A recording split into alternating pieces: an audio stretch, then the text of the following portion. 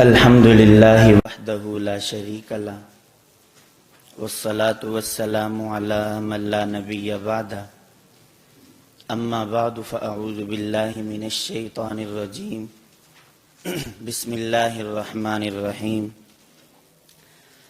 الذین هم فی صلاتهم خاشعون صدق اللہ العظیم اللہم صل علی محمد وبارک وسلم۔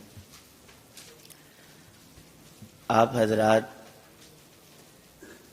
مرکز اہل سنت والجماعت سرگودہ میں 12 روزہ دورہ تحقیق المسائل میں شریک ہیں، اور آپ حضرات دور دراز سے سفر کر کے تشریف لائے ہیں۔ ہمارے یہاں مرکز میں بنیادی طور پر جو اس کورس میں توجہ دی جاتی ہے وہ 2 طرح کی ہے۔ ایک یہ ہے کہ آپ کو خود اپنے عقائد اور مسائل سمجھ آئیں اور آپ کو اپنے مسلک کا تعارف ہو جائے، اور دوسرا یہ ہے کہ کل کو بوقت ضرورت اگر آپ کو ان موضوعات پر بات کرنے کی ضرورت پیش آتی ہے تو آپ حضرات کے پاس یہ فن بھی آنا چاہیے کہ آپ اگلے سے گفتگو اور بات بھی کر سکیں۔ تو ہمارا جو سبق ہے، اور خصوصاً میرے سبق میں جو انداز اور گفتگو ہوگی وہ دونوں طرح ہوگی کہ آپ کو سمجھ میں بھی آئے، اور کل کو بوقت ضرورت اگر آپ کو کہیں بیان کرنے کی یا بات کرنے کی ضرورت پیش آتی ہے تو آپ کو وہ طریقہ بھی معلوم ہو۔ اس کی وجہ کیا ہے کہ ہمیں کچھ چیزیں سمجھ میں آتی ہیں لیکن آگے ہم سمجھانا نہیں جانتے، اور کبھی ایسے ہوتا ہے کہ ہمیں کچھ چیزیں سمجھ آتی ہیں لیکن اس پر ہم گفتگو کرنا نہیں جانتے۔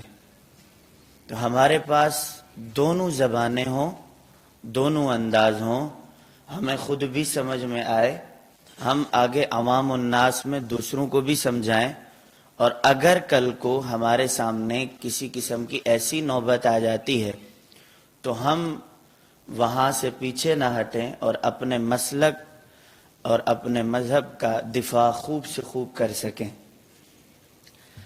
اب آپ حضرات یہ سمجھیں گے کہ ہمیں اس کی ضرورت کیوں ہے۔ یہی ایک سوال مجھ سے جامعہ دارالعلوم کراچی کے ایک طالب علم نے کیا، وہ تخصص کے تھے۔ ایسی جانا ہوا تو سارے طلباء بیٹھے تھے، تو اس میں ایک طالب علم نے سوال کیا کہ مفتی صاحب ان مسائل پر اور ان عقائد پر الگ سے طلباء کو سمجھانے کی ضرورت ہی کیا ہے؟ بظاہر اس کا سوال ٹھیک تھا۔ کہا کہ یہ تو ہم اپنے مدرسے میں جامعات میں پورا سال اور 8 سال ہم پڑھ رہے ہیں مسائل اور عقائد۔ میں نے ان سے کہا کہ پہلی بات یہ ہے کہ آپ حضرات نے 8 سال مدرسے میں وقت لگایا ہے، اور آپ نے مدرسے میں رہ کر حنابلہ، شوافع اور مالکیہ ان کے اختلافات آپ نے خوب پڑھے ہیں اور ایسے یاد کیے ہیں کہ امتحانات کے لیے آپ اختلافات کو ازبر کرتے ہیں۔ اور دوسری بات یہ ہے کہ اگر آپ مدرسے سے فارغ ہو جائیں اور آپ باہر جائیں تو کبھی کسی حنبلی نے آپ کے مسلک یا عقیدے پر اعتراض نہیں کیا، کبھی کسی شافعی نے کبھی کسی شافعی کو آپ کا سامنا نہیں کرنا پڑا، آپ نے نہیں کیا، اور کبھی کسی دوسرے فقہا میں کسی مسلک والے کا آپ نے کبھی اپنے اوپر اعتراض بھی نہیں سنا، چیلنج بھی نہیں سنا، کچھ بھی نہیں سنا، جبکہ آپ نے پورے 8 سال میں اختلافات یہی پڑھے ہیں۔ اب آپ مدرسے سے باہر نکلتے ہیں تو آپ کو یہی اعتراضات کا سامنا کرنا پڑتا ہے، لیکن آگے سے نہ وہ حنبلی ہے، نہ وہ شافعی ہے، نہ وہ مالکی ہے، آگے سے وہ ایک چوتھی نسل ہے جو ملک میں فرقہ واریت پھیلانے کے اوپر کام کر رہی ہے۔ آپ نے 8 سال میں تو سوچا بھی نہیں تھا کہ کیا مجھ سے یہ سوال بھی ہو سکتا ہے۔ میں نے کہا اب آپ جواب کہاں سے دیں گے؟ اب پریشان۔ جی ہم نے تو سارے اختلافات پڑھے، ہم نے تو سب کچھ پڑھا، لیکن آخر کار آپ انہیں یہ جواب دیں گے چھوڑیں ان مسئلوں کو، یہ تو فروعی اختلافات ہیں، کوئی ایسے بات ہی نہیں ہے، وہ بھی کریں یہ بھی کریں ٹھیک ہے۔ تو اس کا مطلب آپ نے مستقل اس کو دلیل دے دی کہ آپ کا عمل یہ بھی ٹھیک ہے اور باقی فقہا کا عمل یہ بھی ٹھیک ہے۔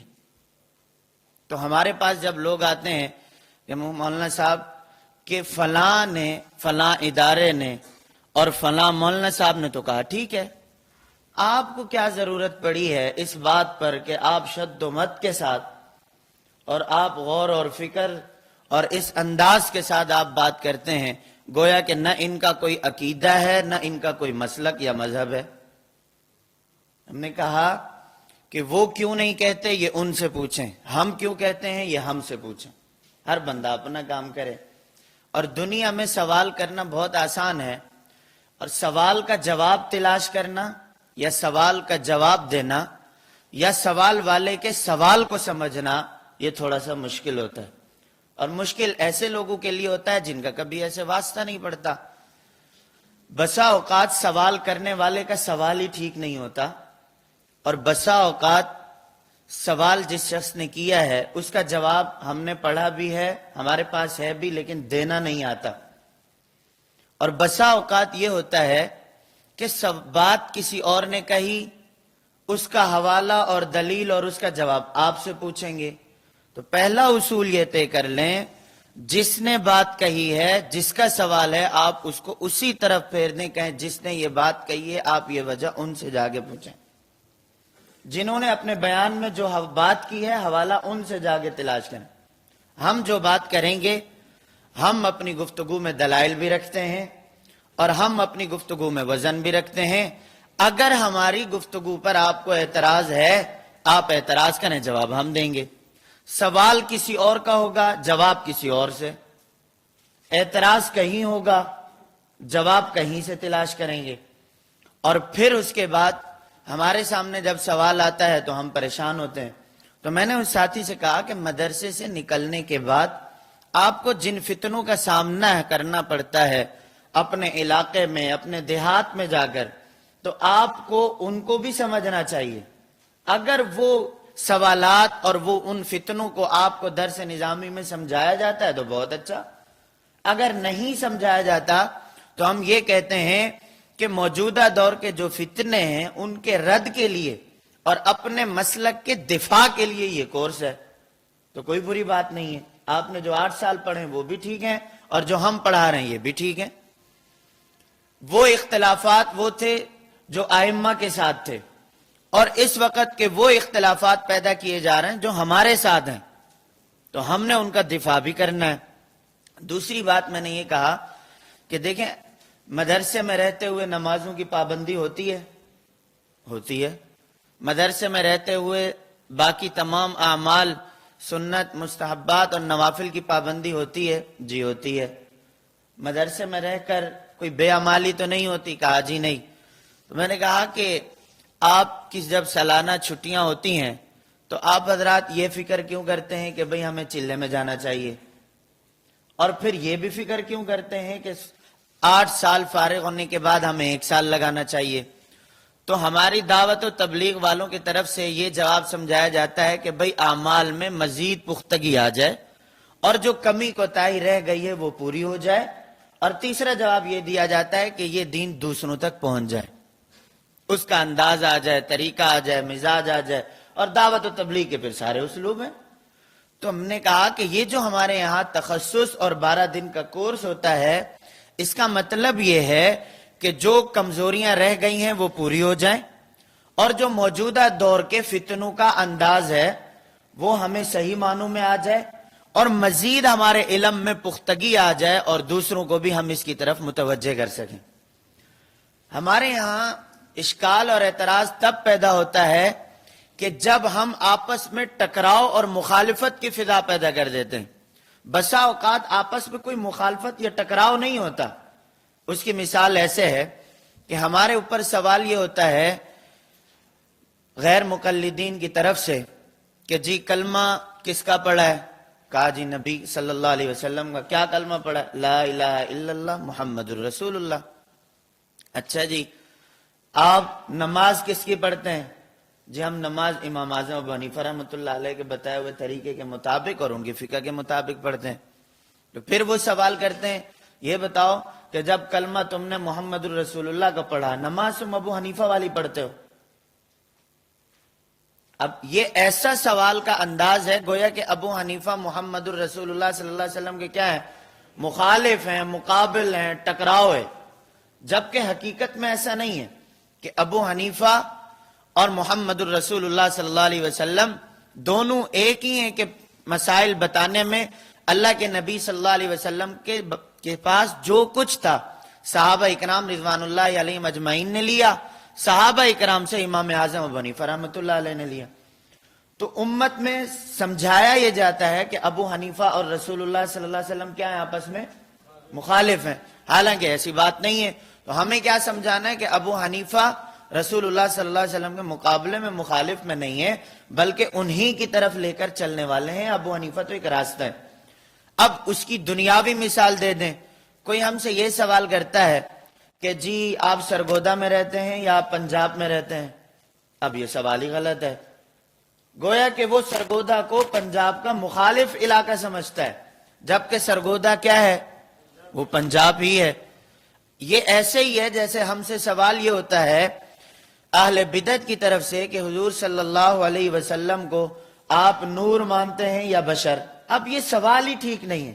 ہم حضور کو نور بھی مانتے ہیں اور ہم حضور صلی اللہ علیہ وسلم کو بشر بھی مانتے ہیں۔ صفات کے اعتبار سے حضور صلی اللہ علیہ وسلم نورانی ہیں اور ذات کے اعتبار سے حضور صلی اللہ علیہ وسلم بشر ہیں۔ تو نور اور بشر کا آپس میں ٹکراؤ ہی نہیں ہے، پنجاب اور سرگودا کا آپس میں ٹکراؤ ہی نہیں ہے، اور امام اعظم ابو حنیفہ رحمۃ اللہ علیہ کا اور رسول اللہ صلی اللہ علیہ وسلم کا آپس میں ٹکراؤ ہی نہیں ہے، اور جتنے محدثین ہیں صحاح ستہ کے، ان کا یا ابو حنیفہ کا ٹکراؤ ہی نہیں ہے۔ امام بخاری امام ابو حنیفہ کے مخالف ہی نہیں ہے، امام مسلم امام ابو حنیفہ کے مخالف ہی نہیں ہے، امام ترمذی امام ابو حنیفہ کے مخالف ہی نہیں ہے۔ تو یہ فضا بنائی جاتی ہے کہ دیکھیں امام بخاری نے کیا کہا، اپنی کتاب میں کون سی حدیث لائی، اور اپنا امام اعظم ابو حنیفہ کیا بتاتے ہیں۔ حالانکہ امام اعظم ابو حنیفہ رحمۃ اللہ علیہ تو پہلے کے ہیں، صحاح ستہ کے جتنے مصنفین ہیں یہ تو بعد کے ہیں، تو آپ پہلے والے کو بعد والے سے ٹکرا رہے ہیں، یہ تو آپ کی جہالت ہے۔ آپ بعد والے کی بات کو لے کر مستند مان رہے ہیں اور پہلے والے کی بات کو لے کر آپ غیر مستند مان رہے ہیں۔ امام بخاری رحمۃ اللہ علیہ تو امام اعظم ابو حنیفہ رحمۃ اللہ علیہ کے بعد کے ہیں۔ امام اعظم ابو حنیفہ رحمۃ اللہ علیہ کی پیدائش 80 کی اور وفات ہے 150 کی، اور امام بخاری رحمۃ اللہ علیہ کی پیدائش 194 کی اور وفات ہے 256 کی۔ تو امام اعظم ابو حنیفہ کب کے ہیں اور امام بخاری رحمۃ اللہ علیہ کب کے ہیں؟ تو یہ تو عقل بھی نہیں کہتی کہ آپ پہلے والے کو بعد والے کے مخالفت میں ٹھہرا دیں۔ ہاں یہ تو بات سمجھ میں آتی ہے کہ آپ یوں کہیں کہ امام بخاری امام اعظم ابو حنیفہ کے خلاف ہے، لیکن یہ بھی نہیں ہے۔ اس کی وجہ کیا ہے کہ دونوں کا فن اپنا اپنا ہے۔ امام اعظم ابو حنیفہ رحمۃ اللہ علیہ محدث بھی ہیں، امام اعظم ابو حنیفہ رحمۃ اللہ علیہ فقیہ بھی ہیں، امام بخاری رحمۃ اللہ علیہ محدث ہیں۔ امام بخاری کا ذوق حدیث کا تھا، تو اگر حدیث مبارک میں ایک طرف حدیث کی سند ہے اور ایک طرف حدیث کا متن ہے، امام اعظم ابو حنیفہ رحمۃ اللہ علیہ کی نظر حدیث کی سند پر بھی ہے، امام اعظم ابو حنیفہ رحمۃ اللہ علیہ کی نظر حدیث کے متن پر بھی ہے۔ تو امام اعظم ابو حنیفہ رحمۃ اللہ علیہ بڑے ہوئے، ان کا علم مقام اور مرتبہ بلند ہے، اور امام بخاری رحمۃ اللہ علیہ کی نظر صرف حدیث کی سند پر ہے۔ اب اس کی مثالیں کیا ہیں؟ امام بخاری رحمۃ اللہ علیہ کا ذوق فقہی نہیں تھا۔ امام اعظم ابو حنیفہ رحمۃ اللہ علیہ نے اپنی کتاب میں صحیح بخاری میں جن احادیث کو جمع کیا ہے وہ حدیث کی سند کے طرز پہ جمع کیا ہے۔ ان کا اپنا ایک ذوق تھا اور اپنی شرائط تھی، اس کے مطابق انہوں نے حدیث لائی ہیں۔ انہوں نے یہ نہیں دیکھا کہ اس حدیث کے متن پہ عمل ہے یا نہیں ہے. جیسے آپ نے سنا ہوگا کہ امام بخاری رحمۃ اللہ علیہ نے اپنی کتاب میں بیٹھ کر پیشاب کرنے کی ایک بھی حدیث نہیں لائی، کھڑے ہو کر پیشاب کرنے کی لائی ہیں. اب اگر کوئی یہ کہے کہ امام بخاری رحمۃ اللہ علیہ تو حضور کی اس سنت کے خلاف تھے اور اس کا انکار کر رہے ہیں کہ بیٹھ کر پیشاب کرنا تو ہے ہی نہیں، اصل تو ہے کھڑے ہو کر پیشاب کرنا. وجہ کیا ہے؟ دلیل یہ ہے کہ امام بخاری نے اپنی کتاب میں حدیث لائی ہے، اور پھر ایک جگہ بھی نہیں لائی بلکہ 3 موقعوں پر امام بخاری رحمۃ اللہ علیہ نے لائی ہے. اب اس کا کیا مطلب؟ ہم امام بخاری پہ الزام ٹھہرا دیں کہ وہ جو ہے بیٹھ کر پیشاب کرنے کے قائل نہیں ہیں؟ کسی نے آج تک دنیا میں یہ کہا؟ تو اگر آپ نے مقابلہ اور توازن کرنا ہے امام بخاری اور امام اعظم ابو حنیفہ رحمۃ اللہ علیہ کا، اور آپ نے معیار بنانا ہے صحیح بخاری کو، پھر تو آپ یہ دیکھیں کتنی ساری چیزیں ایسی ہیں جو صحیح بخاری میں ہیں اور کتنی ساری چیزیں ایسی ہیں جو صحیح بخاری میں نہیں ہیں. تو آپ پھر ایسا کریں جو صحیح بخاری میں ہیں ان سب کو مانیں، اور جو صحیح بخاری میں نہیں ہے ان سب کا انکار کر دیں. کیوں؟ آپ ہمارے لیے بھی یہی ترازو رکھتے ہیں کہ جی صحیح بخاری میں دیکھیں رفع الیدین ثابت ہے، صحیح بخاری میں دیکھیں سورۃ الفاتحہ مقتدی کے لیے پڑھنا ثابت ہے. آپ صحیح بخاری، یہ بات کی بات ہے کہ ان کی دلیل ہے یا نہیں، ثابت ہوتا ہے یا نہیں. آپ صحیح بخاری میں یہ دیکھیں اور یہ دیکھیں، تو ہم کہتے ہیں آپ یہ بتائیں اگر آپ کا معیار صحیح بخاری ہے تو پھر صحیح بخاری پہ بات کر لیتے ہیں. سب سے پہلے یہ ہے کہ آپ کو امام بخاری رحمۃ اللہ علیہ کی طرح مقلد بننا پڑے گا. کیوں؟ امام بخاری رحمۃ اللہ علیہ امام شافعی رحمۃ اللہ علیہ کے مقلد ہیں. طبقات الشافعیہ میں لکھا ہے علامہ تاج الدین سبکی رحمۃ اللہ علیہ نے، اور خود غیر مقلدین کے عالم نے بھی لکھا کہ امام بخاری رحمۃ اللہ علیہ امام شافعی رحمۃ اللہ علیہ کے مقلد ہیں. تو پھر سب سے پہلے آپ کو اگر امام بخاری کو معیار بنانا ہے تو پھر آپ کو تقلید ماننی چاہیے. تقلید آپ نہیں مان رہے. اگر آپ نے صحیح بخاری کو معیار بنانا ہے تو پھر آپ کو 3 طلاق کو 3 ماننی چاہیے، کیونکہ امام بخاری رحمۃ اللہ علیہ بھی 3 طلاق کو 3 مان رہے ہیں. اگر آپ کو امام بخاری رحمۃ اللہ علیہ کو معیار بنانا ہے تو پھر آپ تہجد اور تراویح کی نماز کو الگ الگ کر دیں، کیونکہ امام بخاری کے نزدیک تہجد کی نماز الگ ہے، تراویح کی الگ ہے. تہجد کی نماز 8 رکعت ہے اور تراویح کی نماز جو ہے وہ 20 رکعت ہے. تو پھر آپ کو بھی امام بخاری رحمۃ اللہ علیہ کی طرح تہجد اور تراویح الگ نمازیں بھی ماننا چاہیے اور ان کی رکعت بھی بخاری والی ماننی چاہیے. آپ وہاں پر بھی نہیں کھڑے.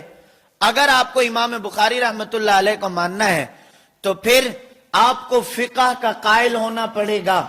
کیوں؟ آپ خود سمجھتے ہیں کہ امام بخاری رحمۃ اللہ علیہ نے جو احادیث کے اوپر عنوان باندھے وہ امام اعظم ابو حنیفہ رحمۃ اللہ علیہ کا فقہی ذوق ہے، اور امام بخاری نے عنوان باندھا باب من یرید اللہ بہ خیرا یفقہہ فی الدین. فقہ کے عنوان پر امام بخاری نے عنوان باندھا، جبکہ آپ غیر مقلدین کہتے ہیں کہ فقہ تو ایک الگ چیز ہے، فقہ کا تعلق نہ قرآن سے نہ حدیث سے. تو اگر آپ کو بخاری کو ماننا ہے تو پھر آپ کو صحیح بخاری کتاب کے اوپر ہاتھ لگانے سے پہلے آپ کو بخاری کو پورا ماننا پڑے گا، صرف لفظ بخاری کو نہیں ماننا. دنیا میں ضابطہ کیا ہے؟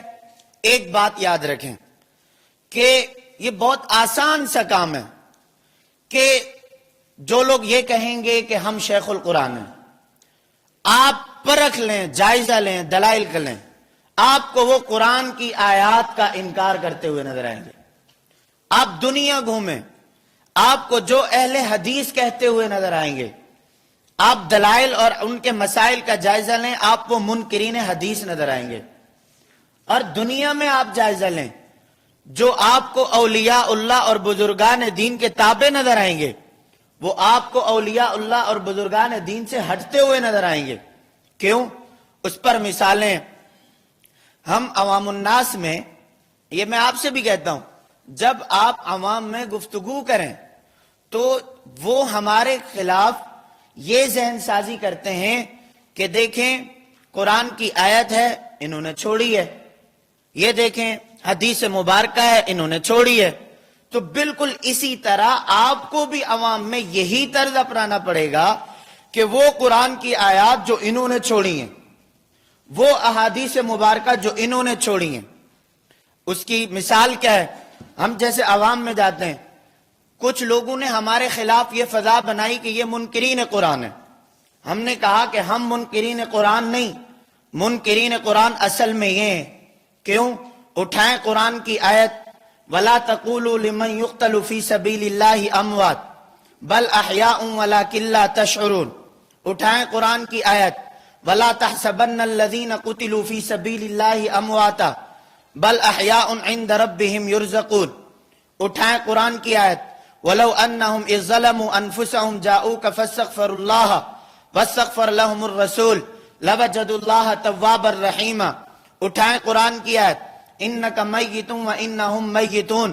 اٹھائیں آپ قرآن کی آیات کہ وہ آیات جن کا انہوں نے انکار کیا، کوئی اپنے موقف کے علاوہ، اپنے موقف کے سے ہٹ کر کوئی قرآن کی آیت پڑھنے سے اگر دلیل بنتی ہے، تو پھر جب آپ ہمارے موقف پر ہم سے قرآن کی آیت کا مطالبہ کریں گے تو پھر ہم بھی اپنے موقف سے ہٹ کر قرآن کی آیت پیش کریں گے. جب ہم کوئی قرآن کی آیت پیش کرتے ہیں تو وہ کہیں گے اس قرآن کی آیت میں یہ ذکر ہے، اس قرآن کی آیت میں نبی کی حیات کا ذکر ہے، اس قرآن کی آیت میں جو ہے، اس قرآن کی آیت میں اللہ کے نبی صلی اللہ علیہ وسلم کے سماع کا ذکر ہے. تو ہم جب ان سے پوچھتے ہیں، وہ قرآن کی آیت پڑھتے ہیں، تو ہم یہ سوال کرتے ہیں کہ بتاؤ اس قرآن میں کی آیت میں اسی عقیدے کا ذکر ہے جس کو تم مانتے ہو؟ کہنے لگے نہیں. ہم نے کہا کہ جب تم قرآن کی آیات میں ایک آیت اپنے عقیدے پر پیش نہیں کر سکتے تو تم نے ہمارے مقابلے میں یہ سمجھایا کہ یہ منکرین قرآن ہے. اٹھاؤ اپنا نظریہ، آپ قرآن کے 30 پاروں میں، قرآن کی 114 سورتوں میں الحمد سے لے کر والناس تک نبی قبر میں زندہ نہیں ہے، شیخ القرآن تم ہو، قرآن کی آیت تم پڑھو. بات ٹھیک ہے یا غلط ہے؟ نہیں، ٹھیک ہو تو ٹھیک ہے، غلط ہو تو غلط کیا ہے. نبی قبر میں زندہ نہیں ہے، شیخ القرآن تم، قرآن کو ماننے والے تم، ہمارے اوپر الزام کے منکرین قرآن ہے. قرآن سے یہ بھاگتے ہیں، عقیدہ تمہارا قرآن خدا کا، عقیدہ تمہارا حدیث نبی کی، عقیدہ تمہارا صحابہ کے اقوال، عقیدہ تمہارا صحابہ کا طرز، عقیدہ تمہارا تابعین، مفسرین، محدثین، نبی سے لے کر آدم سے لے کر علماء دیوبند تک ایک کوئی ایسا دکھا دو جو نبی کی حیات کا منکر ہو. یہ کب ہوتا ہے؟ یہ جب اپنے عقائد پر دسترس ہو نا اور خوب تشفی ہو، پھر بندہ سوال کرتا ہے کہ اٹھاؤ قرآن کی آیت اور پڑھو قرآن کے مطابق عقیدہ. یہ تب یہ دائیں بائیں بلیوں اور ان کی طرح چھپ چھپا کر باتیں نہیں ہوتی. کیوں؟ یہ اس وقت ہوتا ہے کہ جب آپ کو اپنے عقائد پر خوب تشفی حاصل ہو اور آپ کو مخالف کے نظریے کے مطابق آپ کو ان کے موقف کا پتہ ہو، پھر آپ دھڑلے سے سوال کریں. مسئلہ غیر مقلدین کا ہے. جی ہم اہل حدیث ہیں. ہم نے کہا بہت اچھا، آپ نے اپنے آپ کو اہل حدیث کہا، ہمیں منکرین حدیث کہا. آپ نے ہمیں حدیث کا مخالف کیوں کہا؟ کہ آپ کہتے ہیں کہ جی ان کی نماز رسول اللہ صلی اللہ علیہ وسلم کے مخالف ہے. آپ ہمیں منکرین حدیث کیوں کہتے ہیں؟ کہ یہ حدیث کو نہیں مانتے. آپ نے کہا کہ ان کی نماز ابو حنیفہ والی، ان کی نماز رسول اللہ والی نہیں ہے. دلیل کیا ہے؟ کہا کہ دیکھو نماز میں یہ رفع الیدین نہیں کرتے، اللہ کے نبی کی حدیث کہتی ہے رفع الیدین ہے. یہ دیکھیں نماز میں سورۃ الفاتحہ مقتدین کا نہیں پڑھتا، اللہ کے نبی کہتے ہیں کہ سورۃ الفاتحہ پڑھیں، اور یہ کہتے ہیں کہ اگر نماز میں آمین جو ہے وہ زور سے کہیں، آہستہ آواز سے کہیں. حدیث کہتی ہے کہ زور سے کہیں. یہ کہتے ہیں کہ 3 طلاق وہ 3 ہوتی ہیں، حدیث کہتی ہے کہ 3 1 ہوتی ہیں. اور یہ کہتے ہیں کہ نماز میں ناف کے نیچے ہاتھ باندھنا ہے، حدیث کہتی ہے کہ سینے پہ ہاتھ باندھنا.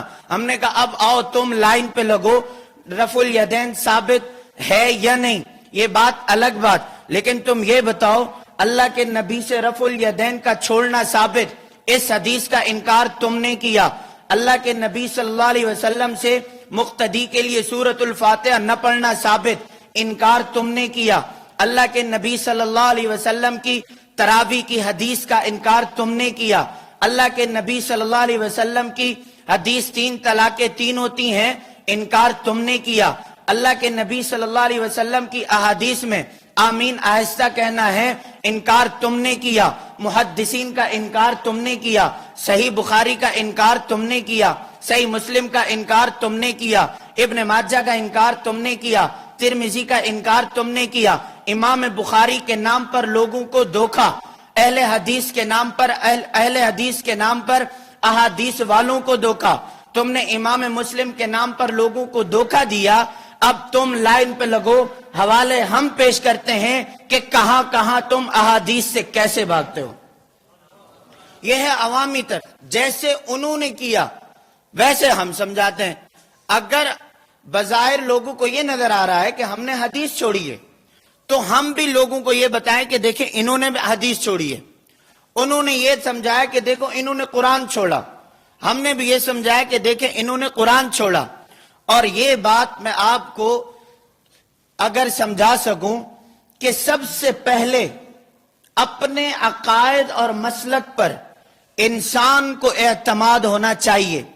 اس کی وجہ کیا ہے کہ اگر کوئی یہ کہتا ہے کہ قرآن کی آیت ہم پیش کریں اور وہ قرآن کی آیت ہماری دلیل ماننے کے لیے تیار نہیں، اگر ہم حدیث مبارکہ پیش کریں وہ ماننے کے لیے تیار نہیں، عقیدہ ہمارے علماء دیوبند کا اور مسئلہ ہمارے علماء دیوبند کا، مسئلہ امام اعظم ابو حنیفہ کا، مسئلہ صحابہ کا اور مسئلہ نبی سے ثابت، تو یہ کیسے ہو سکتا ہے کہ جو مسئلہ یا عقیدہ ہم تک پہنچا، ہمارے اکابرین تک پہنچا، یہ کیسے ہو سکتا ہے کہ جو دلائل آج تم پیش کر رہے ہو یہ کیا ان کے سامنے نہیں آئے تھے؟ یہ کیا مسائل جب امام اعظم ابو حنیفہ رحمۃ اللہ علیہ مسائل بتا رہے تھے تو کیا یہ رفع الیدین والی حدیث ابو حنیفہ کے سامنے نہیں آئی تھی؟ اس کو تو سب سے پہلے لکھنے والے ہی امام اعظم ابو حنیفہ ہیں۔ اس کی وجہ یہ ہے کہ امام اعظم ابو حنیفہ وہ ہیں جنہوں نے صحابہ کا زمانہ پایا، صحابہ اکرام سے روایات لی، صحابہ کے قول عمل اور فعل کو محفوظ کیا۔ یہ جو امام بخاری تک احادیث پہنچی یہ ابو حنیفہ سے پہنچی، امام مسلم تک جو حدیثیں پہنچی یہ تو ابو حنیفہ کی نگاہ سے گزر کے پہنچی ہیں، یہ جو امام ترمذی کے پاس حدیثیں پہنچی یہ تو امام بخاری کے واسطے سے پہنچی ہیں۔ اس کی وجہ یہ ہے ابو حنیفہ وہ ہیں جن کا تعلق صحابہ کے ساتھ ہے، تو یہ کیسے ہوا کہ حدیث بخاری تک پہنچی اور ابو حنیفہ کے نگاہوں سے نہ گزری؟ یہ ہو سکتا ہے؟ نہیں، حدیث امام بخاری تک پہنچی ہے اور پہنچانے والے کون ہیں؟ امام اعظم ابو حنیفہ، اور امام اعظم ابو حنیفہ وہ ہیں جنہوں نے اللہ کے نبی کی ساری احادیث کو فقہی ابواب کے مطابق جمع کیا اور ایک جگہ لکھا۔ تو یہ کیسے ہو سکتا ہے کہ امام اعظم ابو حنیفہ رحمت اللہ علیہ محدث ہی نہ ہو؟ اور امام اعظم وہ ہیں کہ جب کسی مسئلے کا جواب دیتے تو ساری احادیث کو سامنے رکھ کر مسائل کا جواب دیتے، تو کیا اب امام اعظم ابو حنیفہ رحمت اللہ علیہ کے سامنے یہ احادیث نہیں تھی؟ تو ہمیں امام اعظم ابو حنیفہ پہ ایسے اعتماد ہے کہ کوئی ہم سے سوال کرے نہ ہمیں اپنے مسئلے پہ شک ہے نہ امام اعظم ابو حنیفہ کی فقاہت پہ شک ہے۔ وجہ کیا ہے؟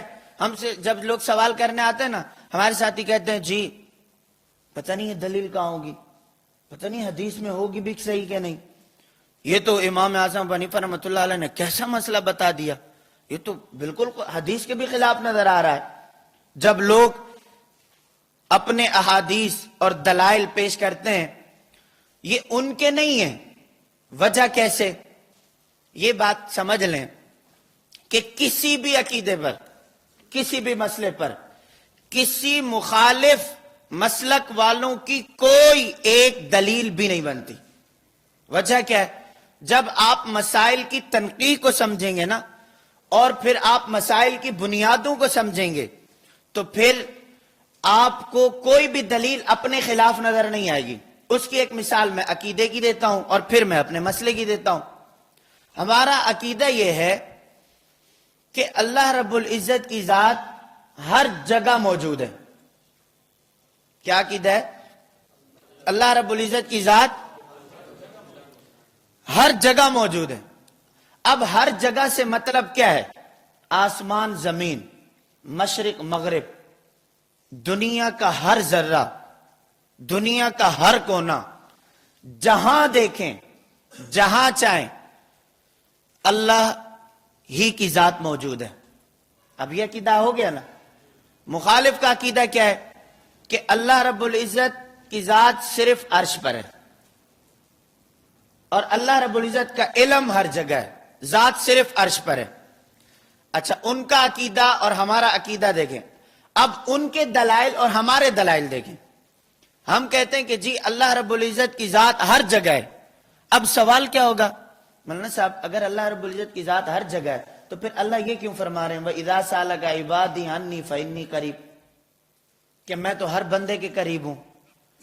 اچھا، اگر اللہ رب العزت کی ذات ہر جگہ موجود ہے تو پھر اس کا یہ کیا مطلب ہے کہ اللہ رب العزت تہجد کے وقت جو ہے اوپر سے نیچے کی طرف تشریف لاتے ہیں، نچلے آسمان کی طرف، اور پھر اعلان فرماتے ہیں کہ کوئی ہے اس وقت جو مجھ سے مانگے اور میں اس کی مغفرت کروں.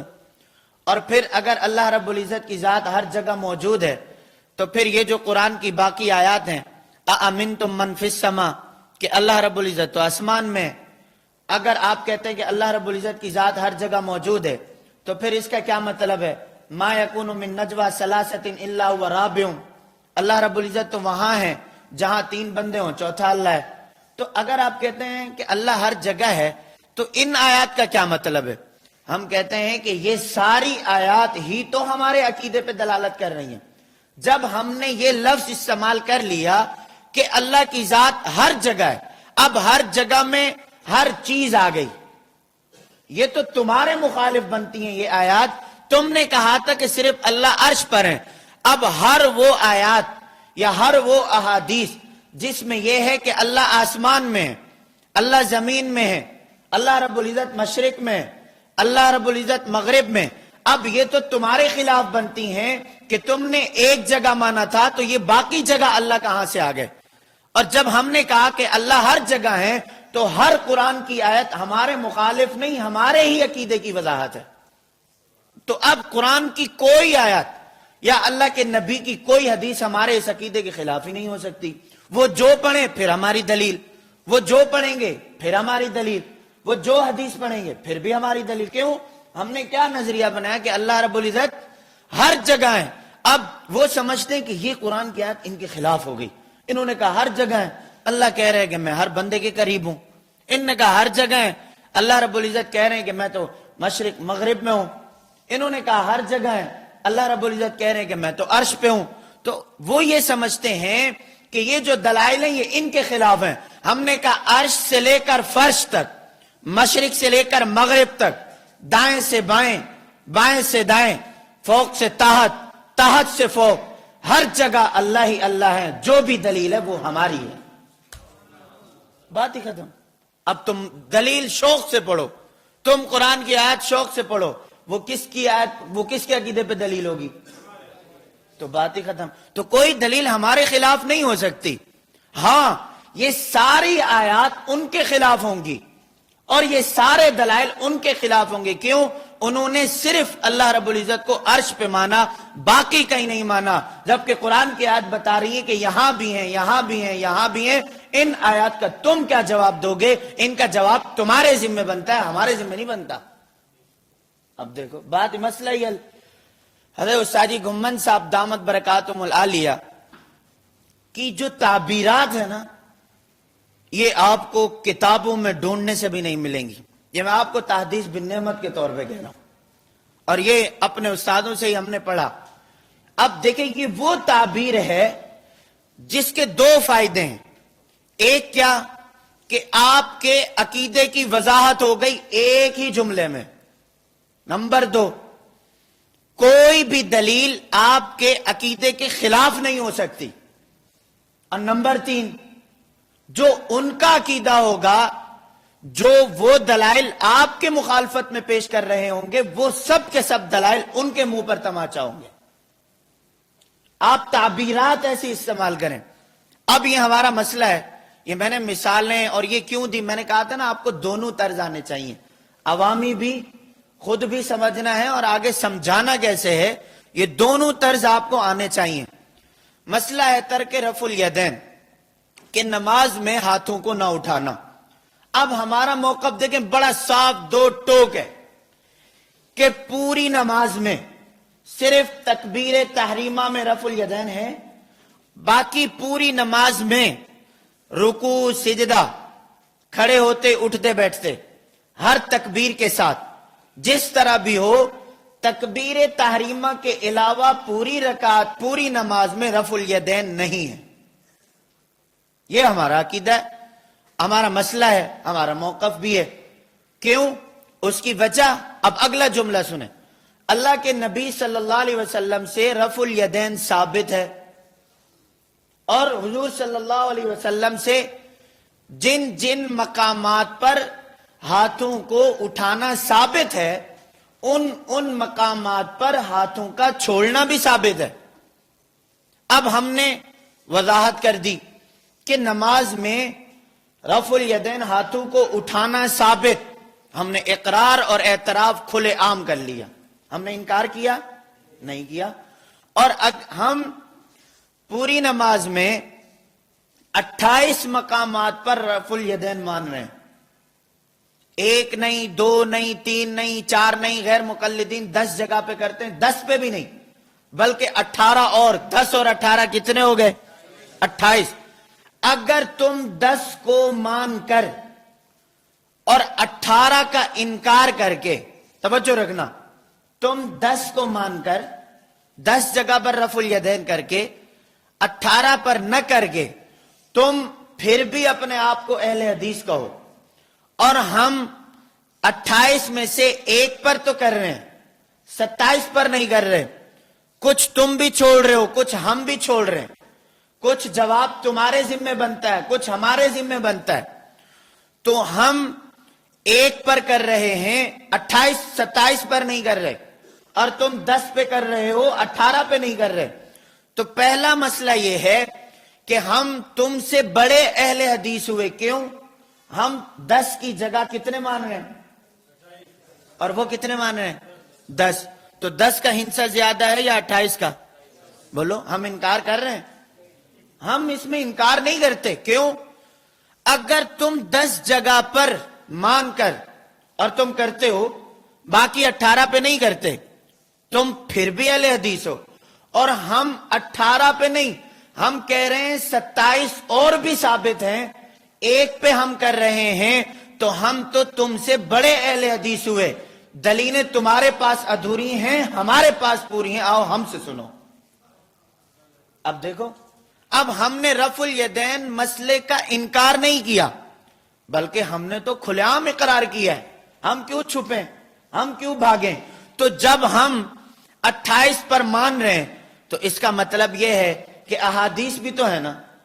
تو جب احادیث ہیں، توجہ رکھنا، میں اگلا نقطہ جو عرض کرنے لگا ہوں نا، وہ سارے کے سارے مسئلے کی وضاحت ہے، توجہ رکھنا۔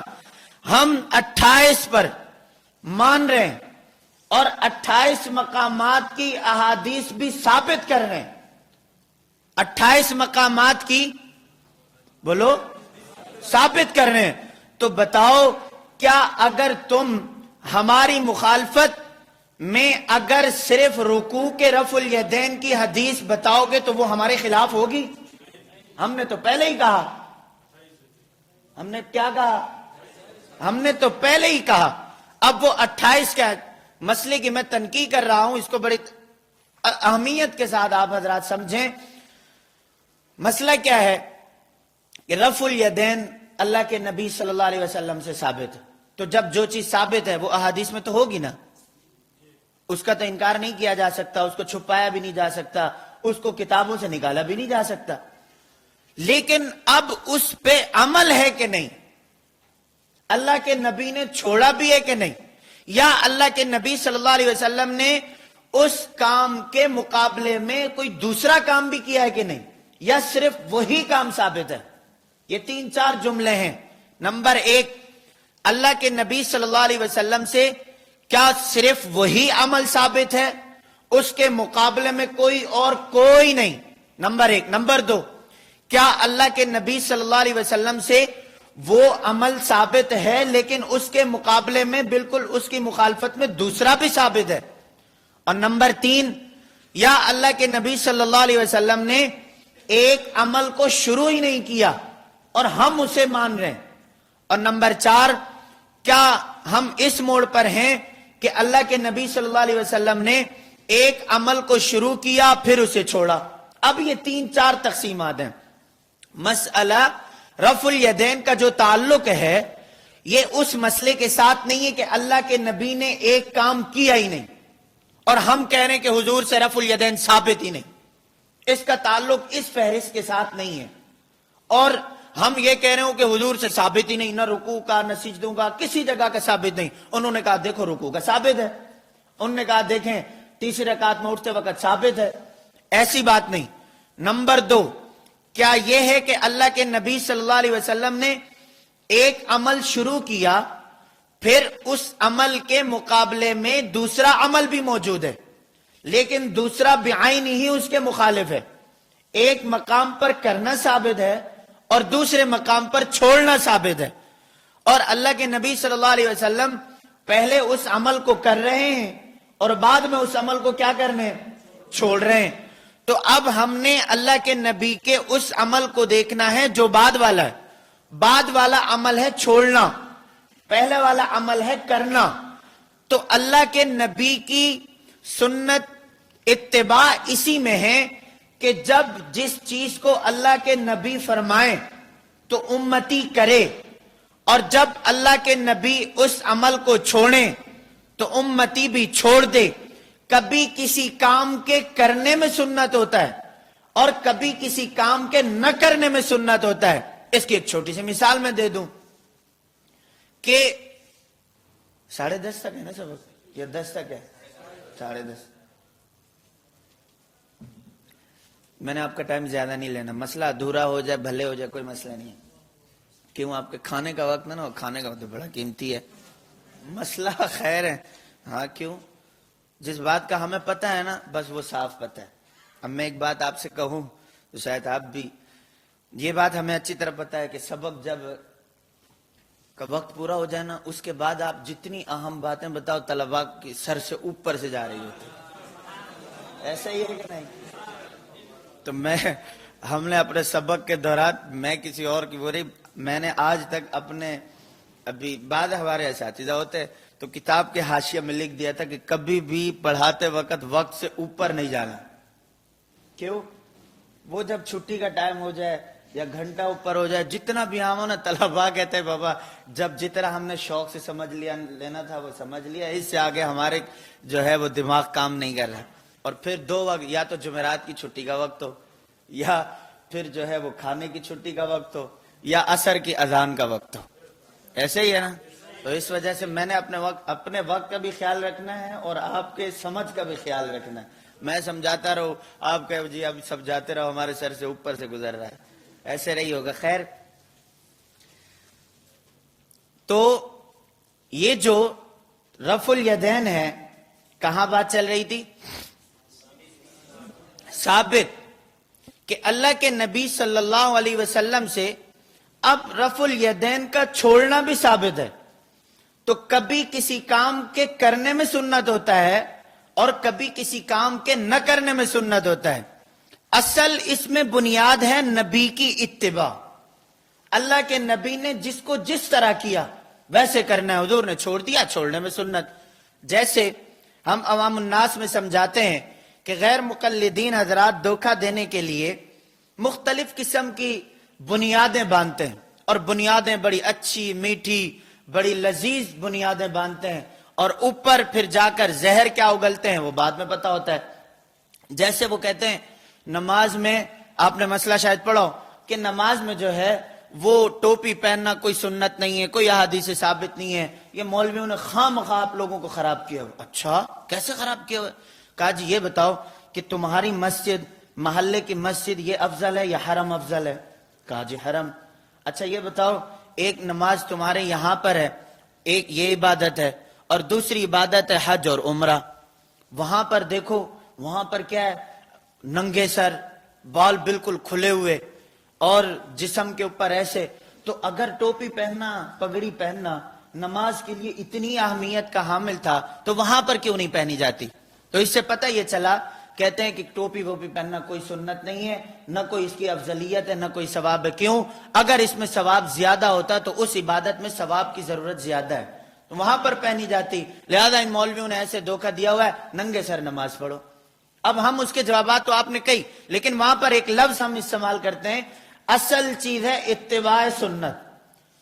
جس موڑ پر جس طرح اللہ کے نبی نے فرمایا ویسے سنت، جس جہاں پر جیسے کیا ویسے سنت۔ جب اللہ کے نبی صلی اللہ علیہ وسلم رفع الیدین فرما رہے تھے تو سنت تھا، صحابہ نے اب حضور کو کرتے دیکھا ہے تو ظاہر سی بات ہے اس پر احادیث بھی آئیں گی، اس پر صحابہ کی نماز بھی آپ کے سامنے آئے گی، اور جب اللہ کے نبی نے چھوڑ دیا تو اب چھوڑنے کی احادیث بھی آئیں گی، اور صحابہ اکرام کے بغیر رفع الیدین والی نماز بھی آئے گی، تو مسئلہ تو بالکل صاف ہے۔ تو اب ہم کیا ہے، ہم رفع الیدین والی احادیث بھی مان رہے ہیں، ہم رفع الیدین کے نہ کرنے والی احادیث بھی مان رہے ہیں، ہم تو دونوں مان رہے ہیں، تو دنیا کی کوئی حدیث ہمارے خلاف نہیں ہو سکتی۔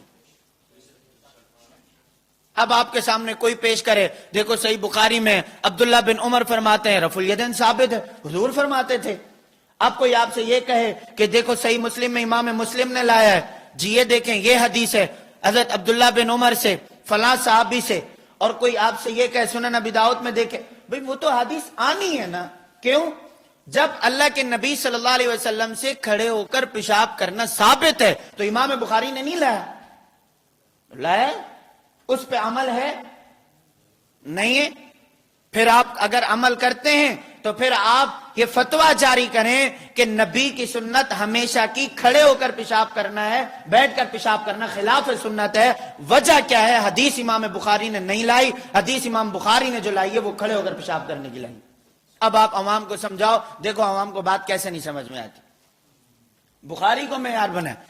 تو مسئلہ یہ ہے کہ دنیا کی کوئی حدیث آپ کے سامنے پیش ہو، اس کی سند پر بات بعد میں، اس کی سند کا جواب بعد میں کہ وہ حدیث صحیح ہے ضعیف ہے کیا ہے، لیکن کوئی بھی حدیث ہمارے موقف کے خلاف نہیں ہو سکتی، کیونکہ ہم کہہ رہے ہیں کہ رفع الیدین ثابت ہے، اللہ کے نبی نے کیا ہے، صرف 10 پر نہیں 18 اور مقامات بھی ہیں، تم نے صرف 10 پہ مانا، ہم نے 18 اور دکھائی، تم نے صرف 10 کو کیا، ہم نے 1 کو کیا، تم نے 18 کو چھوڑا، 10 کو کیا، ہم نے 27 کو چھوڑا، 1 کو کیا، تو 18 کی نفی تو ہو گئی، باقی بچی 9، اس کا ثبوت بھی ہم دکھا دیں گے۔ 18 تم نے بھی دکھانی ہے، 18 پر معاملہ برابر ہے، نہ تم کر رہے ہو نہ ہم کر رہے ہیں، جو جواب تمہارا نبی نے چھوڑ دی وہی جواب ہمارا نبی نے چھوڑ دی، باقی 9 تم نہیں مان رہے، دلائل ہم دیتے ہیں، مان تم لو کہ وہ بھی چھوڑنا ثابت ہے۔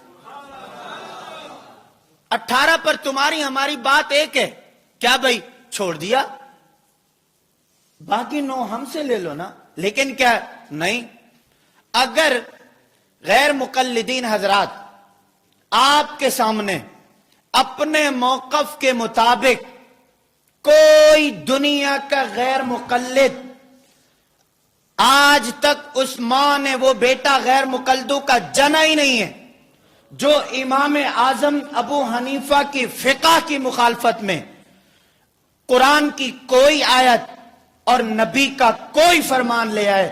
ابو حنیفہ نے خدا کو ایسے نہیں پیدا کیا تھا کہ اس کا 1400 سال کے بعد کوئی ڈاکٹر انجینئر کوئی چوڑا چمار آ کر ابو حنیفہ کے بتائے ہوئے مسئلے کی مخالفت کرے، یہ کبھی نہیں ہو سکتا۔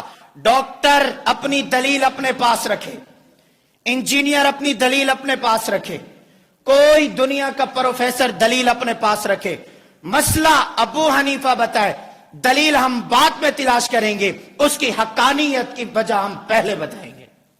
کوئی ابو حنیفہ چھوٹے شخص ہے نہیں، نبی کے اشارات میں अहादीस मुबारका में, कुरान की आयत में तज़किरा अबू हनीफा का, सहाबा के शागिर्द अबू हनीफा, इमाम आजम अबू हनीफा, अल्लाह के नबी के फरमाए हुए फरमान के मुताबिक इमाम आजम अबू हनीफा की बशारत, सहाबा के शागिर्द, सहाबा का जमाना, अबू हनीफा ने अपनी आंखों से देखा।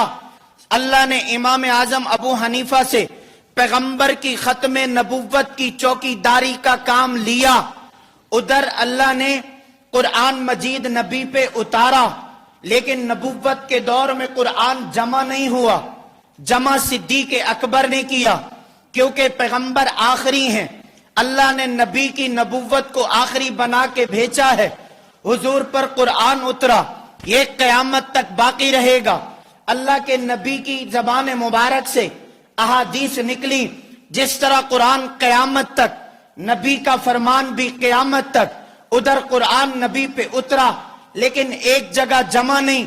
अल्लाह ने ये काम खलीफा अव्वल सैयदना सिद्दीक़ अकबर से लिया कि उन्होंने कुरान को एक जगह किताबी शक्ल में जमा किया। उधर नबी की फरमान अहादीस मुबारका क़यामत तक बाकी रहना थी। अल्लाह ने उसका काम भी सहाबा के शागिर्द इमाम आजम अबू हनीफा से लिया।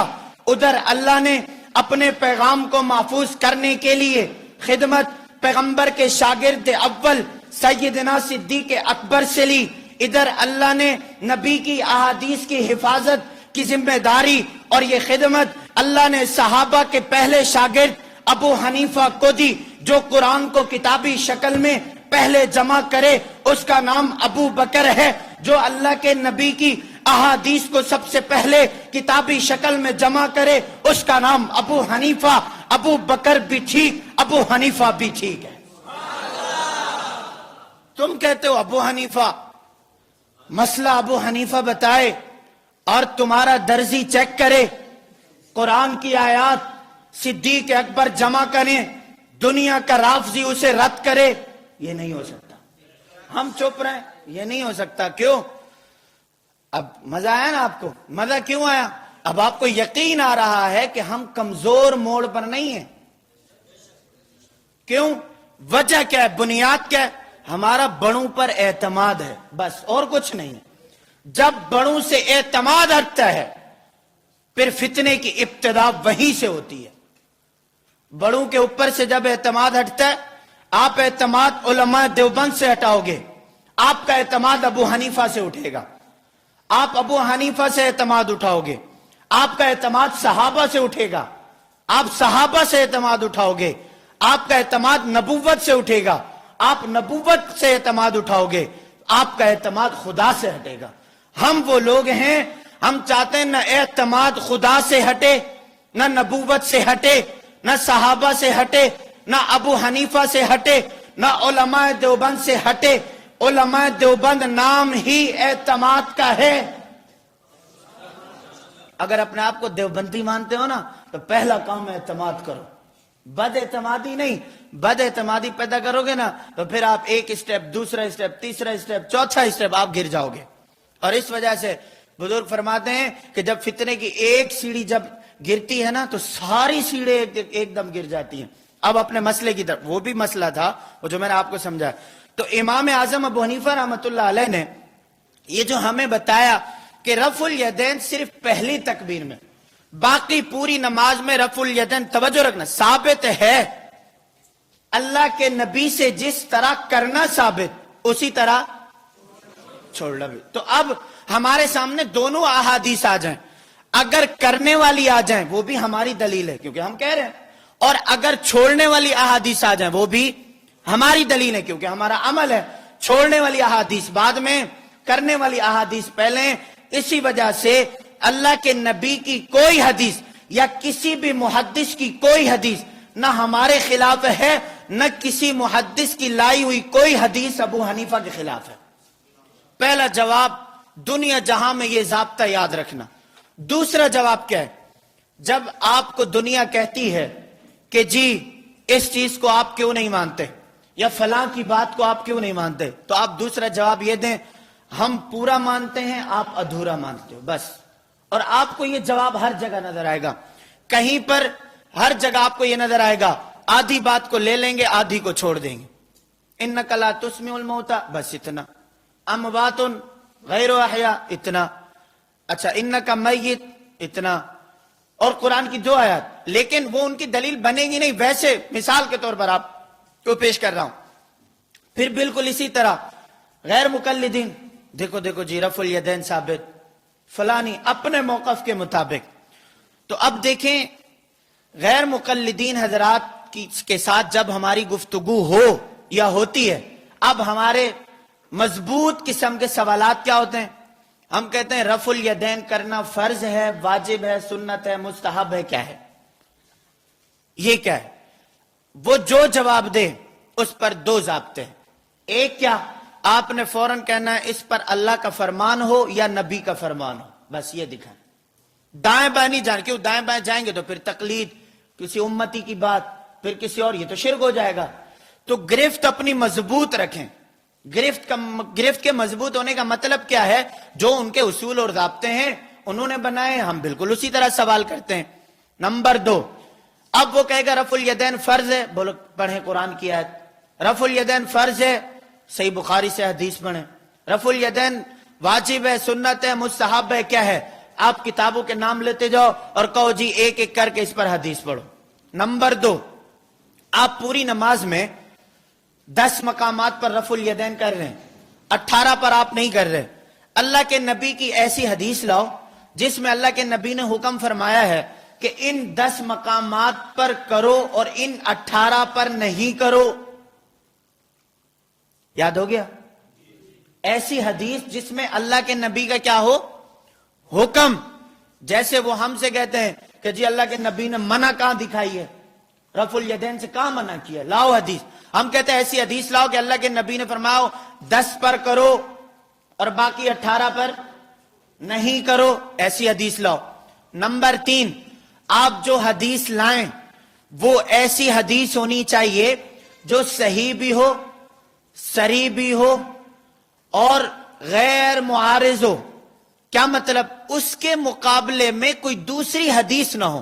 مثال, آپ کہہ رہے ہیں کہ رکوع میں رفع الیدین کرنا ہے, تو رکوع کے چھوڑنے والی حدیث نہ ہو, بس یہی بات ہو. آپ کہہ رہے ہیں کہ تیسری رکعت میں کھڑے ہوتے وقت رفع الیدین کرنا ہے, تو تیسری رکعت میں چھوڑنے کی حدیث نہ ہو. یہ ہے غیر کوئی ایسی حدیث نہ ہو جو اس حدیث سے ٹکراتی ہو. اور اگلی بات یہ ہے کہ جو شخص رفع الیدین نہیں کرتا اس کی نماز ہوتی ہے یا نہیں؟ اس کی نماز ہوتی ہے یا نہیں؟ یہ وہ 4 سوالات ہیں جو آپ کی ڈائری میں بھی اور آپ کے دل اور دماغ میں بھی اور آپ کی زبان پر بھی ہونے چاہیے. یہ جو سوالات ہیں ان کو اپنے پاس یاد رکھیں. آپ کو دلائل یاد ہوں نہ ہوں, کوئی بندہ آپ سے سوال کرتا ہے آپ اسے فٹ یہ سوال کریں, قیامت تو آ سکتی ہے, الٹا لٹک سکتا ہے, غلط حدیثیں پڑھ سکتا ہے, لیکن اپنے موقف کے مطابق حدیث کبھی نہیں پیش کر سکتا.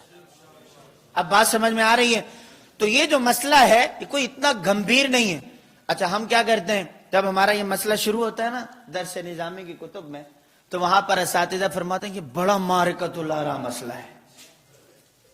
وہ پہلے سے اساتذہ فرماتے ہیں نا, وہ کیوں؟ وہ طلباء کو پہلے بھائی اس مسئلے کے زیادہ قریب نہیں آنا, بہت معرکۃ الآراء مسئلہ ہے. اور کوئی مصنف اپنی کتابوں میں لکھے گا تو اوپر معرکۃ الآراء مسئلہ. طلباء کو ہم نے پہلے سے ہی ڈرایا ہوا ہے, خبردار یہاں پر بہت ڈینجر معاملات ہے, اس طرف نہیں آنا. لیکن کوئی ایسا مسئلہ نہیں ہے, نہ کوئی پریشانی کی بات ہے, نہ کوئی ہمیں ٹینشن کی بات ہے. کیوں؟ ہمارے پاس کیا دلائل نہیں ہے, یا ہمارے پاس جو ہے کوئی قرآن کی آیت نہیں ہے, اللہ کے نبی کی حدیث نہیں ہے, ایسے نہیں ہے, کوئی بات ایسی نہیں ہے. تو کوئی بھی حدیث ہو وہ ہمارے خلاف نہیں ہے. کیوں؟ ہم نے برملا اعلان کیا کہ رفع الیدین ثابت ہے, اور رفع الیدین صرف 10 پر نہیں ٹوٹل 28 مقامات پر ثابت ہے. صرف کیا ہے اگلی بات, ہم 28 میں سے 1 پر کرتے ہیں, 27 پر نہیں کرتے. جواب کیا ہے؟ اللہ کے نبی نے چھوڑ دیا. اور تم 28 میں سے 10 پہ کرتے ہو, 18 کا جواب تم یہ دیتے ہو کہ اللہ کے نبی نے چھوڑ دیا.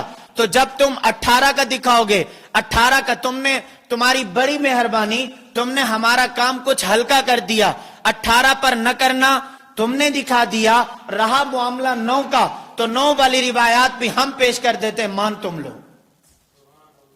یہ کون سی بات ہے؟ دوسری بات، آپ لوگوں کو سمجھائیں، یہ حدیث کے نام پر حدیث کا انکار ہے۔ کیوں؟ اس کی وجہ کیا ہے؟ اس کی وجہ دیکھیں یہ ہے کہ دنیا میں اپنا مال بیچنے کے لیے طریقہ یہ کہ آپ کا لیبل بڑا میٹھا ہونا چاہیے۔ اب دنیا میں لیبل کیا ہے؟ اہل حدیث۔ اچھا، جتنے بھی فضائل اہل حدیث، محدثین کے آئیں گے، اہل حدیث کا اب مطلب کیا ہے؟ جیسے ہمارے یہاں حفاظ قرآن ایک طبقہ ہے، قرآن مجید یاد کریں انہیں کیا کہتے ہیں؟ حفاظ۔ اچھا، تو بالکل اسی طرح جو اللہ کے نبی کی احادیث جسے سب سے زیادہ یاد ہوتی تھی اسے کیا کہتے تھے؟ اہل حدیث، اصحاب الحدیث، حفاظ الحدیث، محدثین، جیسے قراء ادھر محدثین۔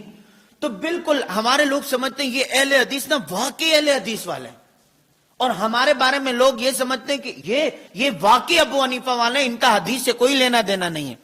ہم یہ کہتے ہیں کہ اگر تم نے اہل حدیث کو ایک فرقہ دنیا میں پیش کرنا ہے تو پھر کل کو حفاظ قرآن بھی ایک فرقہ ہو جائے گا، کہیں گے جی دیکھو ہمیں قرآن پڑھنا آ رہا ہے، الحمدللہ رب العالمین الرحمن الرحیم مالک یوم الدین، قرآن پڑھنا آ رہا ہے۔ ہاں جی تمہیں قرآن پڑھنا آتا ہے؟ نہیں۔ کہا جی دیکھو منکر قرآن بیٹھا ہوا ہے، دیکھا؟ تو یہ دنیا کو چورن بیچا جا رہا ہے، اہل قرآن کے نام پہ قرآن کا انکار اور اہل حدیث کے نام پہ حدیث کا انکار، یہ چورن بیچا جا رہا ہے نا۔ اللہ کی قسم اگر اس سے بھی کوئی اور لفظ ہوتا تو میں وہ کہتا۔ ابھی گزشتہ کچھ 1-2 مقامات پر، اب شاید وہ بات میں کروں تو بڑی واضح سمجھ میں آ جائے گی، دنیا میں ہر بندہ کہتا ہے ہمیں کیا کرو، مسلمان سمجھو۔ کیوں؟ ہر بندہ کہتا ہے جی یہ تفریق ساری آپ نے کی ہوئی ہے، جی فلاں کو یہ نہ کہو، فلاں کو یہ نہ کہو، فلاں کو یہ نہ کہو۔ میں نے ایک جگہ سمجھایا، ایک بندہ اللہ کو نہیں مانتا پھر بھی کہتا ہے مجھے مسلمان کہو، ایک بندہ نبی کی نبوت کو بھی نہیں مانتا وہ کہتا ہے پھر بھی مجھے مسلمان کہو، ایک بندہ نبی کو آخری نبی نہیں مانتا وہ پھر بھی کہتا ہے مجھے مسلمان مانو، ایک بندہ نبی کے صحابہ کے خلفاء کو نہیں مانتا، سارے صحابہ کو نعوذ باللہ مرتد مانتا ہے پھر بھی کہتا ہے مجھے مسلمان مانو، ایک بندہ حضرت امیر معاویہ رضی اللہ تعالیٰ عنہ اور صحابہ پہ انکار کر رہا ہے اور کیچڑ اچھال رہا ہے پھر بھی وہ کہہ رہا ہے مسلمان مانو۔ تو یہ عجیب چرن ہے کہ مسلمان بھی مانو اور میں نے ماننا بھی کسی کو نہیں ہے۔ لوگ آتے ہیں نا ہمارے پاس، جی مولانا صاحب بس مسلمان، بس باقی دائیں بائیں یہ اہل سنت، یہ والجماعت، یہ حناف دیوبند، اس کے اور جوابات ہیں، میں نے 4-5 جوابات اس کے تلاش کیے ہیں اور میں عوام الناس کو عوامی انداز میں سمجھاتا ہوں۔ دنیا کیا کہتی ہے؟ جی ہم نے قرآن پہ بھی ایمان نہیں لانا۔ ہاں قرآن کی آیات تو قادیانی بھی پڑھتے ہیں نا، ما کان محمد ابا احد من رجالکم ولکن رسول اللہ وخاتم النبیین، قادیانی نہیں پڑھتے؟ تو کیا ان کی دلیل ہے؟ کوئی ہمارے سامنے قرآن پڑھے اور ہم کہیں جی قرآن ہی تو پڑھ رہے ہیں نا، تو کل کو ہم قادیانیوں کے بارے میں بھی کہیں گے یہ بھی قرآن پڑھ رہے ہیں، پھر آپ مان لیں گے؟ نہیں بھائی، ایسے نہیں ہو سکتا۔ قرآن کی آیت پڑھنی ہے تو قرآن کی آیت کا معنی اور مفہوم بھی وہی ماننا ہے جو اللہ کے نبی اور صحابہ اکرام نے مراد لے۔ تم قرآن کی آیات پڑھتے جاؤ اور پھر تم یہ کہو کہ نہیں مانا اس کا وہ، نہیں مانا اس کا یہ، جو 1400 سال ہم بتا رہے ہیں۔ اب اس کی ایک میں چھوٹی سی مثال، مماتی حضرات اپنے عقیدے پر قرآن کی آیت پڑھتے ہیں کہ اس سے صاف ان بیچاروں کے پاس واضح آیت نہیں ہے۔ کیوں؟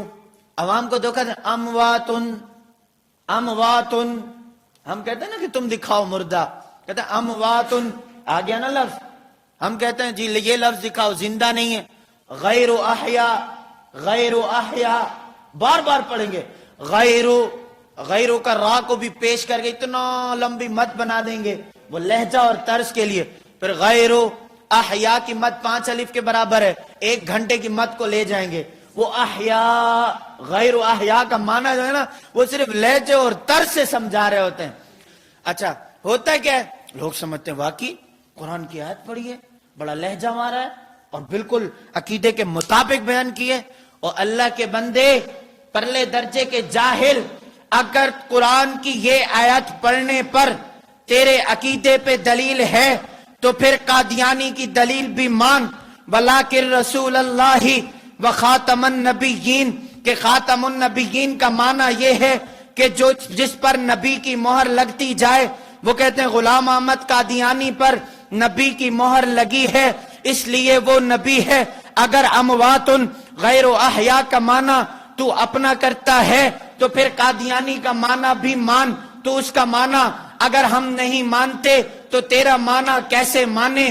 اس کی وجہ یہ ہے اموات یہ نبی پہ اتری ہے، غیر احیاء یہ نبی پہ اتری ہے. کیا اللہ کے نبی نے اموات غیر احیاء کا معنی وہی لیا جو تو آج کا لے رہا ہے کہ نبی قبر میں زندہ نہیں ہے، نبی قبر میں مردہ ہیں؟ تو کیا یہ نبی کے دنیا سے جانے کے بعد صحابہ نبی کی قبر پہ گئے تھے درود و سلام پڑھنے؟ ان کا نظریہ تھا نبی قبر میں زندہ ہیں تو اوپر سے قرآن کی آیت نبی پہ اتری نہیں صحابہ پہ اتری ہو. اموات غیر احیاء، صحابہ تم کہاں جا رہے ہو؟ نبی تو قبر میں زندہ نہیں ہے، نبی تو مردہ ہیں. کیا قرآن کی آیت بھی اس پہ اتری ہے؟ کہتے ہیں جی نہیں، قرآن کی آیت نبی پہ اتری ہے. تو اس کا معنی کیا ہے تمہیں سمجھ لینا چاہیے. اس کا معنی امام احمد ابن حنبل فرماتے ہیں اس آیت کا تعلق انسانیت کے ساتھ نہیں، اسلام کے ساتھ نہیں، اس کا تعلق امتی کے ساتھ نہیں، اس کا تعلق 1.25 لاکھ انبیاء میں کسی نبی کے ساتھ نہیں. اس آیت کا تعلق بتوں کے ساتھ ہے. اللہ تعالیٰ نے انہیں سمجھانے کے لیے بتایا تھا تم ان کی عبادت نہ کرو. اموات یہ زندہ نہیں ہیں، یہ مردہ ہیں. تم نے ظلم کی انتہا کی. آیت بتوں سے متعلق تھی، تم نے انسانوں پر بھی نہ پڑھی، تم نے کسی اور نبی پہ نہ پڑھی، کسی اور مسلمان پہ نہ پڑھی، تم نے نبی کی اوپر فٹ کر دی. تو میں تم سے بڑا گستاخ دنیا میں کسی کو نہیں سمجھتا. لوگوں کو سمجھاؤ، یہ سمجھانے سے، یہ زبان گھٹ گھٹ کر سے نہیں ہے، لوگوں کو سمجھانے سے. تو اس وجہ سے دلیل پیش کرنے سے دلیل نہیں بن جاتی. اگر یہی ضابطہ بنانا ہے تو دنیا جہان میں لوگ دلائل پیش کر رہے ہیں، دنیا جہان میں لوگ قرآن کی آیت پڑھ رہے ہیں. رافضیوں کے پاس اپنے دلائل ہیں، ماتم کے اوپر اپنے دلائل ہیں، ان کے باقی عقائد کے اوپر اپنے دلائل ہیں. تو پھر اس کا کیا مطلب؟ ہم ان کے قرآن کی ہر آیت کا، قرآن کی آیت کا وہی عقیدہ سمجھ رہے جو انہوں نے بنایا؟ نہیں، ہم وہ نہیں مان سکتے. اس وجہ سے عقیدہ ہو یا مسئلہ، دلیل وہ پڑھو جو موقف کے مطابق ہو، دلیل وہ پڑھو جو اسی عنوان کے مطابق ہو، دلیل ایسی پڑھو جو آپ کے موقف کی تائید کرتی ہو، دلیل ایسی پڑھو جو ہمارے موقف کی مخالفت کرتی ہو. لیکن ہمیں اللہ کا اس پر شکر ہے، ہمارا تعلق ان کے ساتھ ہے جن کے نہ عقیدے کے خلاف نہ قرآن کی آیت تھی، نہ جن کے مسئلے کے خلاف قرآن کی آیت تھی. اس کی وجہ کیا ہے کہ یہ وہ لوگ ہیں جنہوں نے قرآن کی بات کی ہے، یہ وہ لوگ ہیں جنہوں نے اللہ کے نبی کی حدیث کی بات کی ہے. تو ان کا عقیدہ ہو یا مسئلہ ہو قرآن کے مخالف تب بنے گا جب یہ عقیدہ بناتے قرآن کے مخالف، ان کا مسئلہ تب حدیث کے خلاف ہوتا جب یہ مسئلہ حدیث کے مخالف بناتے. یہ تو وہ طبقہ ہے جنہوں نے قرآن کی ترجمانی بھی کی ہے، حدیث کی ترجمانی بھی کی ہے، قرآن کا دفاع بھی کر رہے ہیں، حدیث کا دفاع بھی کر رہے ہیں. تو کیسے خلاف ہو سکتا ہے؟ ہم نے کوئی اپنی طرف سے نہیں بات کی ہے، ہم نے کہا نہیں. تو اس وجہ سے دلائل آپ کے سامنے فائل میں موجود ہیں، قرآن مجید کی آیات مبارکہ بھی. اب ہمارا یہ جو موقف ہے کہ رفع الیدین یہ جو اللہ کے نبی صلی اللہ علیہ وسلم نے چھوڑا ہے، بس اب اس کے اوپر دلائل، چھوڑنے کے اوپر دلائل ہمارے ذمے تھے. ہم اگر یہ کہتے کہ رفع الیدین ہم نہیں مانتے، کہ بالکل ثابت ہی نہیں ہے، پھر تم ایک دلیل لاتے، جی ثابت، پھر تم دوسری لاتے، جی ثابت، پھر تم تیسری لاتے، یہ دیکھو ثابت، پھر تم چوتھی لاتے، بڑے شوق سے تم دلائل لاتے. لیکن ہم کہہ رہے ہیں جو ثابت ہے اس کو ہم بھی مان رہے ہیں. لیکن جواب یہ ہے کہ جب کرنا بھی ثابت ہے، چھوڑنا بھی ثابت ہے، تو ہم وہ لوگ ہیں جو اللہ کے نبی کی ساری احادیث کو مان رہے ہیں. ہم چھوڑنے والی بھی دکھا رہے ہیں، ہم کرنے والی بھی ہم دکھا رہے ہیں. بس بات ختم. تو اس وجہ سے آپ کی فائل میں یا آپ کے سامنے جو دلائل آ جائیں ہمارے موقف پر قرآن کی آیت، ہمارے موقف پر احادیث مرفوعہ، ہمارے موقف پر احادیث موقوفہ، احادیث مقطوعہ، ائمہ مجتہدین کے اقوال، ہمارے موقف پر صحابہ اکرام کی نماز، ہمارے موقف پر تابعین، ان سب کی نماز ہمارے سامنے موجود ہے کہ اللہ کے نبی صلی اللہ علیہ وسلم سے رفع الیدین چھوڑنا ثابت ہے۔ ان سب نے آ کر گواہی دی کہ جی رفع الیدین چھوڑنا ثابت ہے۔ اب وجہ کیا ہے؟ وہ صرف دلائل میں صحیح بخاری سے 2 دلیلیں پیش کرتے ہیں، اس کے جوابات میں نے پورے سبق میں آپ حضرات کو سمجھا دیے۔ اب وہ روایت پیش کرتے ہیں عبداللہ بن عمر رضی اللہ تعالیٰ عنہ، دیکھو رفع الیدین ثابت۔ ہم نے کہا ہمارے تو خلاف ہے ہی نہیں، ہم نے تو پہلے اقرار کیا رکوع میں رفع الیدین ہے۔ اچھا جی، تو پھر تم کر کیوں نہیں رہے؟ بھائی اسی عبداللہ بن عمر رضی اللہ تعالیٰ عنہ سے روایات موجود ہیں کہ اللہ کے نبی صلی اللہ علیہ وسلم سے رفع الیدین چھوڑنا بھی ثابت ہے۔